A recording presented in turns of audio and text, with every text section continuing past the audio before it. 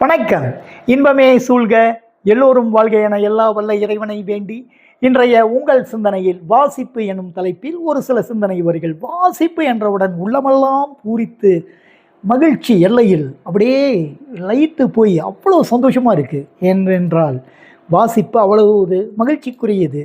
Galileo, Darwin, palter, Rousseau போன்ற சிந்தனை சிற்பிகளை, Mahatma Gandhi, Nelson Mandela போன்ற மனித நேயமிக்க தலைவர்கள், பகத்சிங் போன்ற போராட்டவாதி புரட்சியாளர், கென்னடி, கர்ம வீரர் காமராஜர், அறிஞர் அண்ணா போன்ற நல்ல தலைவர்களை உருவாக்கியது புத்தகங்கள் தானே, அவர்களோட தொடர் வாசிப்பு தானே.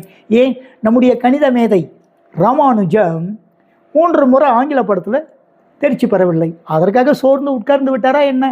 ஒரு குமஸ்தாவாக பணியாற்றி கொண்டு தொடர்ந்து அருகாமையில் உள்ள நூலகத்திற்கு தொடர்ந்து செல்வார். ஓய்வு கிடைக்கும் போதெல்லாம் படிப்பார்.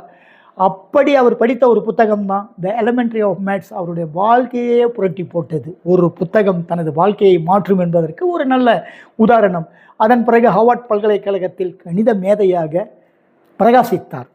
ஏன் நம்முடைய அறிவியல் மேதை சர்வி ராமன், ரவீந்திரநாத் தாகூர், இப்போது இருக்கின்ற சுந்தர் பிச்சை முதல் தொடர் வாசிப்பு பழக்கம் இருப்பதால் பிரகாசிக்கிறார்கள்.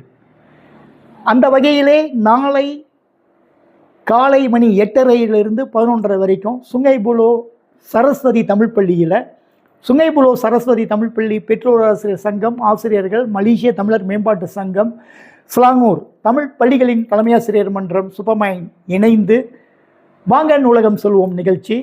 2100 ரிங்கிட் ரொக்கத்தொகை, 32 உள்நாட்டு தமிழ் எழுத்தாளர்களுக்கு ஸ்லாங்கூர் நூலகம் காசோலை வழங்கும் நிகழ்வு. அதோடு அடுத்த ஆண்டு புத்தகங்கள் அனுப்ப விரும்பும் எழுத்தாளர்கள் 2 பிரதிகளை கொடுக்க வேண்டும். வாங்க, ஒரு இன்பமான தேநீரோடு உங்களை அன்போடு சந்திக்கின்றோம். சுபமைன் டைனமிக் மு கணேசன்.